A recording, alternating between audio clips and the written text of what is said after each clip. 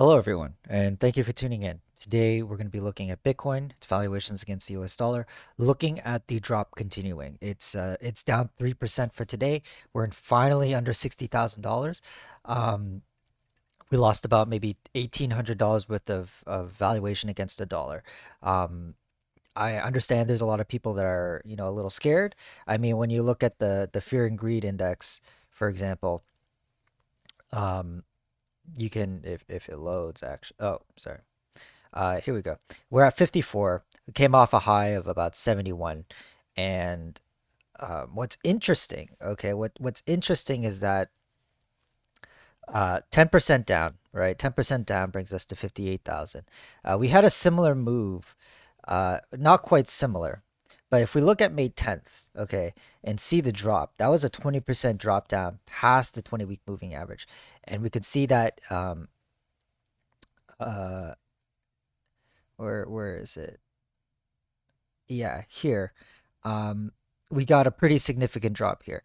Another one would be back in September, which was a fallback to the 20-week moving average. And what's interesting is we kind of see a similar drop from 79 down to 46, um, and from us from 72 to 54. Um, it goes to show that in relative to the 20-week moving average, people are a lot more scared here than they were here. And I know that the numerical drop isn't that big, but to me, considering the fact that we have what, like 10%, 15% left away from the 20-week moving average, um, I there's still a relative cushion, so to speak. Now obviously there's the chance where Bitcoin just over a multi-week period, like what we saw in September, we just kind of trend back down to the 20-week moving average. But at this very moment, there is still a cushion, and yet we're seeing a similar reaction from the from sentiment, from what we saw in September 6th, the week of September 6th, where we were very close to the 20-week moving average compared to this week. So that's something that's interesting to me. Um, oh, sorry, I sneezed. With that said, I don't necessarily think that sentiment is the best way to kind of gauge when to buy and sell. I mean, a great example is we were in the 90s in December of 2020. What happens when we go to a new all-time high? Like the market cycle top, for what I mean. And in 2019, when it moved up to $14,000, we were at 92.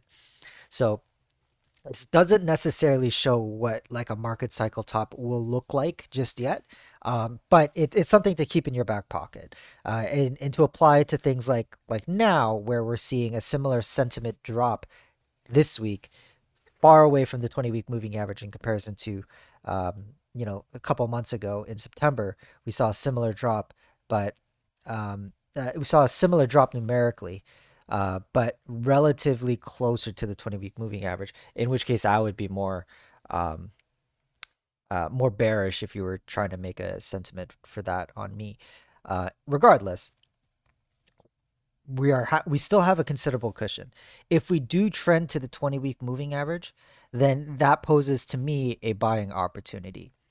Um, we have seen time and time again, uh, Bitcoin bounce off the 20-week moving average in a bull run. 2017 is a great example. Um, September of 2020 was another great example, and just this past month in September is another example of us holding the 20-week moving average. So that is something to take a look at. Another moving average that people are talking about is the 8-week moving average, which is a very sensitive moving average, I would say. And they're referencing essentially the past move of last year, where we kind of just bounced off the 8-week moving average quite a bit. It's a little difficult to see on the weekly, so if we kind of flip it to like this, um, you can see that the 8-week moving average has acted as support at certain points in the last cycle. That is something definitely to take into consideration. I mean, considering we are at the 8-week moving average, but it's not a moving average that I would yet kind of trust to make big moves, right? The 20-week moving average is more so where I would like to have those big moves. And what I mean by that is a considerable buy at those levels, right? Whether it's increasing my futures contracts or buying spot. The 20-week moving average is usually is where I would be buying, not necessarily the 8-week. A 10% drop is great, but it doesn't justify a large buy-in relative to my portfolio. So with that said, for some of you, you might be tracking the 8-week moving average, and it can help you out in determining where the temporary bottom is. But I feel like the risk at the 8-week, regardless, even take into consideration of the last moves that we had with the 8-week, is still a little too high for me. I would rather much prefer to buy in at the 20-week moving average, which at the beginning of this drop is a 23% move down. So a quarter price chopped off, I think, is a better buy. I mean, in the short term, in my opinion. So with that said, Bitcoin's still trending down. I mean, it's only 1 week, folks, and it's only 10%. I wouldn't necessarily get my underwear in a twist just yet. Um, but we shall see when we get closer to the 20-week moving average, if we ever do. In the relative near future. Just to speak on relative term, we're only down about 5% for the month of November. For perspective, September, which was a scary month too, um, we were down 7%, relatively speaking. And the following month, we rallied 40%. So fret not. I'm not necessarily worried. We could see the RSI come back down. I mean, one thing I was speculating on, but don't quote me on this, is just kind of descending triangle or descending wedge, right? So you see this kind of formation happening um, with the RSI, which kind of leads to the idea that we could be trending back down to the 20-week moving average, and if we're going to be following this, come back down and then break out, right? This is something that we can't keep in our back pocket. I wouldn't yet say that this is going to happen. I mean, this is a pretty significant RSI drop.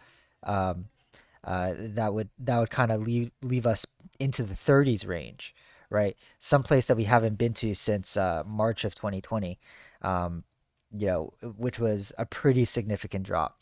So it's hard to kind of believe that Bitcoin will drop back down to the 30s, because that would almost definitely mean that we're breaking through the 20-week moving average yet again. Um, but we shall see. I mean, in all honesty, this drop here was about a 40% drop, and in the same amount of time we dropped from the 90s down to the 40s. So about a 52 RSI points cut from the RSI.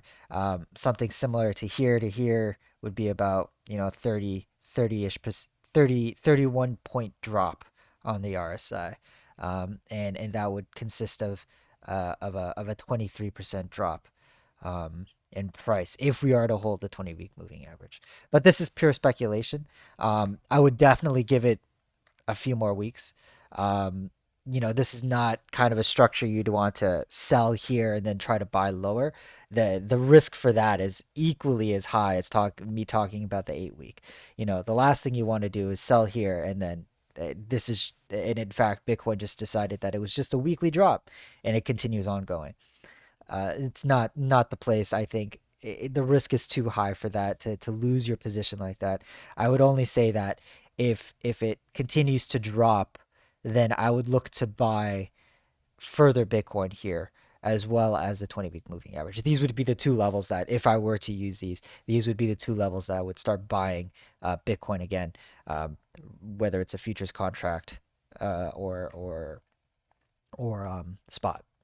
Anyway, that's all for today, you guys. Thank you so much for watching. Take care. Bye bye.